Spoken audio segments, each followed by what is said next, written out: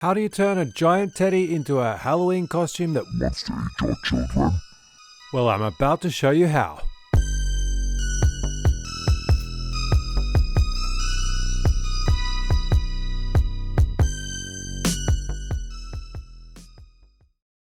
Right, first up, go onto the equivalent of Craigslist in your country and find yourself a teddy for cheap.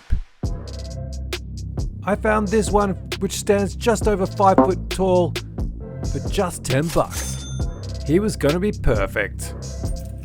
So for $60 and 2.5 hours of driving, we had a teddy. Are you excited to see what Dad does to him? No, Why not? because you're going to kill him. I'm not gonna kill him, I'm gonna make him awesome. But kill him. Apparently, it wasn't gonna be that easy. Henry was attached to this teddy now. Okay, so I couldn't work on the teddy just yet, but what I could do was make a mold of my son's head with tinfoil and some tape so that I could make the helmet that's going to be inside the costume.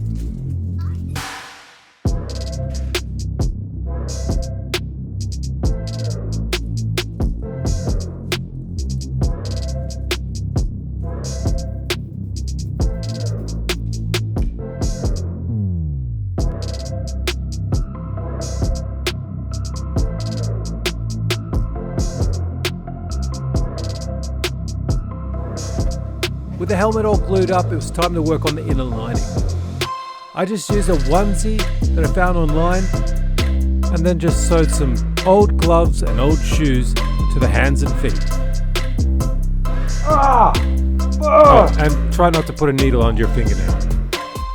Alright, now the inner lining is finished, it's finally time to get to work on the teddy.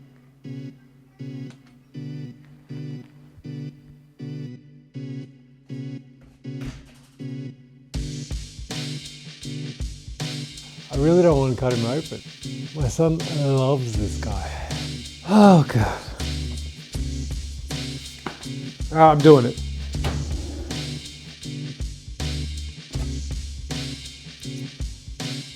Alright, it's time to commit. First I had to cut from his sternum down to his belly button. Once that was done, I cut his throat. I'm sorry, mate. Then dramatically removed enough stuffing to fit an 8-year-old boy.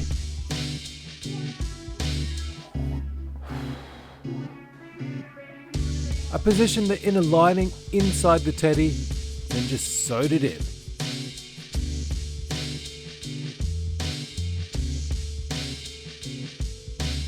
Then there was just one more thing I had to do to make this guy into a monster. Remove his face.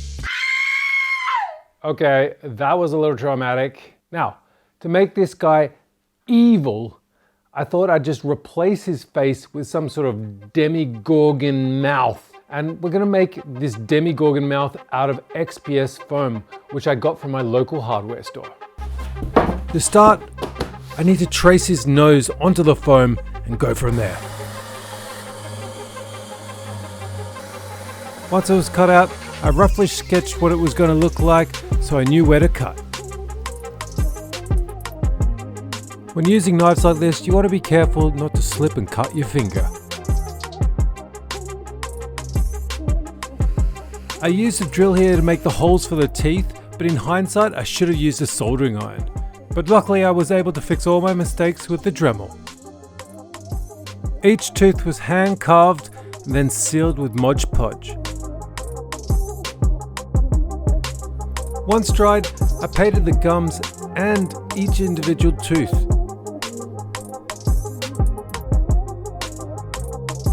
Then sealed it with varnish to finish. Alright, some small things I kind of forgot to film. I added a bit of black around the bottom of the teeth and I put a gloss coat on it so it looks all shiny and salivary. Now, the next bit I think is actually to get some blood on here, but I'm going to wait for that because I think what we're going to do now is actually make the teddy look dirty and...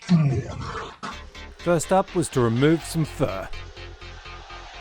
Using what I had, I ended up going for an assortment of wood stains to stain his fur. using some sealant, and then made these awesome scars.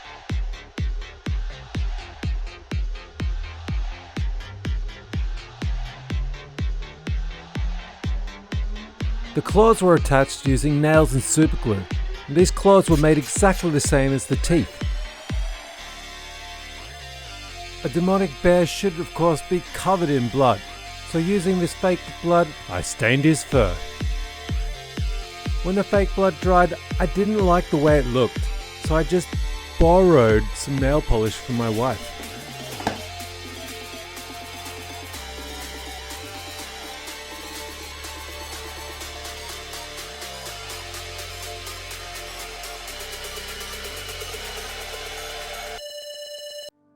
With some finishing touches, we were ready for my son Henry to test it out.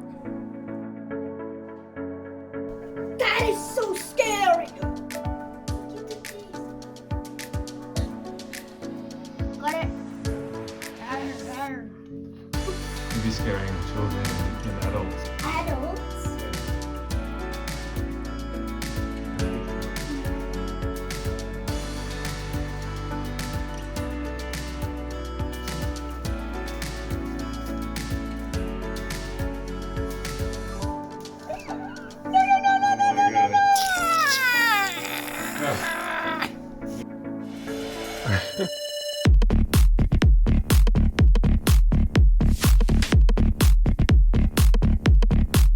So what do you think, Henry? What do you think? Perfect. You can't see my thumbs, but yeah. You're thumbing up? He's going to be the coolest kid around in Me. Palo. 1 to 10, I'll give it a 10. So there we go. A super scary Teddy Halloween costume. Most of all, my son is stoked, and so am I with the results. If you thought this was pretty cool, go check out my other videos here.